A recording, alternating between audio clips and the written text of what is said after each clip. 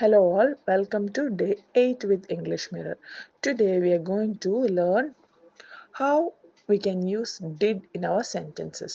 നമുക്ക് did എന്ന് പറഞ്ഞ വെർബ് എങ്ങനെയാണ് ഉപയോഗിക്കുന്നത് എന്നാണ് നമ്മൾ നോക്കാൻ പോകുന്നത്. Did എന്ന് പറഞ്ഞാൽ ഏത് വെർബിൻ്റെ രണ്ടാമത്തെ രൂപമാണ്?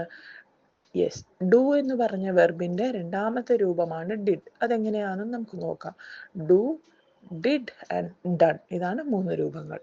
സോ ഡിഡ് എന്ന് പറഞ്ഞാൽ സിമ്പിൾ പാസ്റ്റ് ഓഫ് ഡു ആണ്. Simple past of do.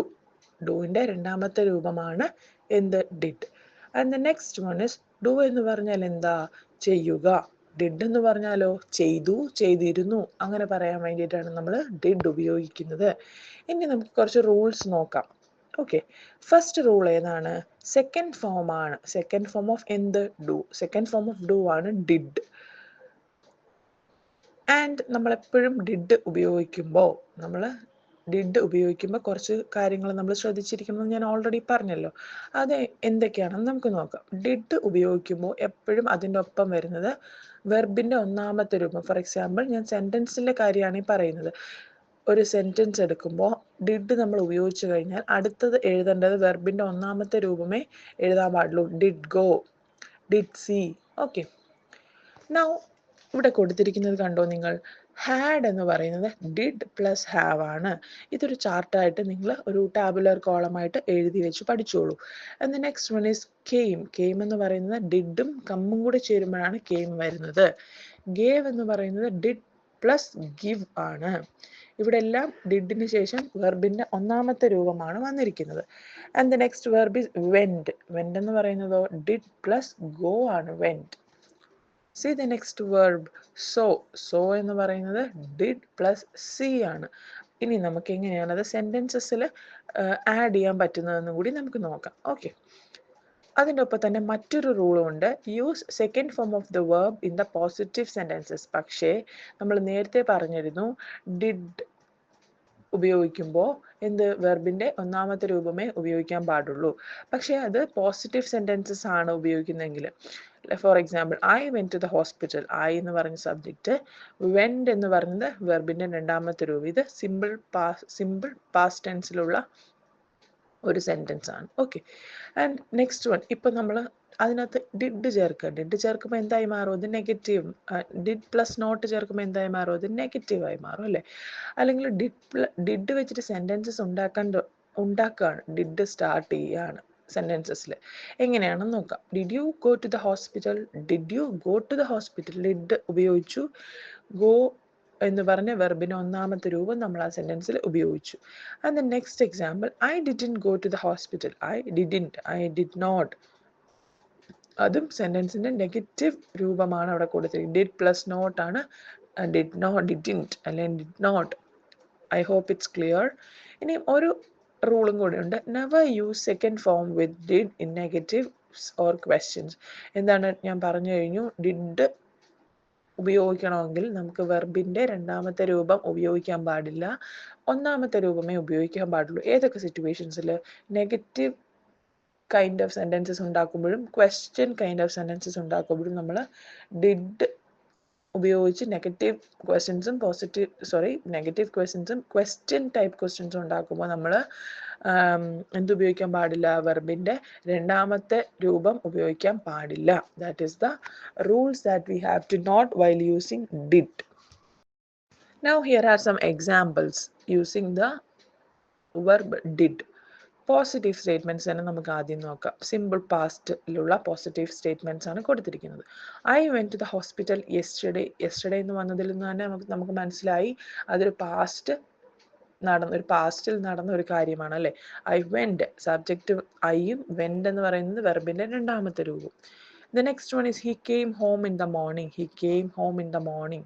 He came subject he and came is the വെർബിൻ്റെ രണ്ടാമത്തെ രൂപം.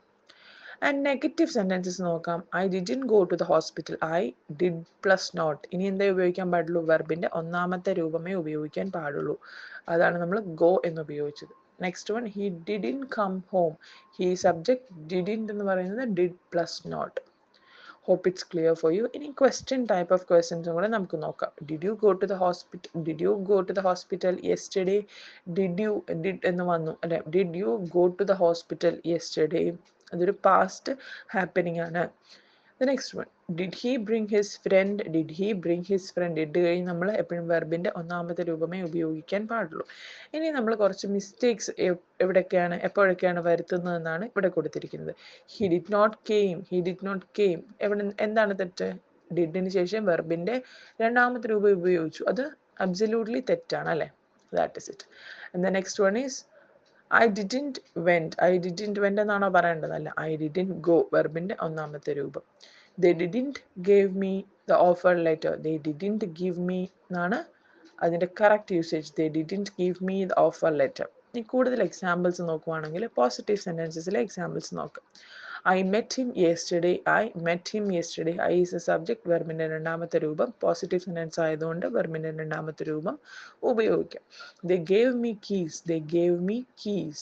She saw a bird. She saw a bird. Subject is she and saw is the വെർബിന്റെ രണ്ടാമത്തെ രൂപം.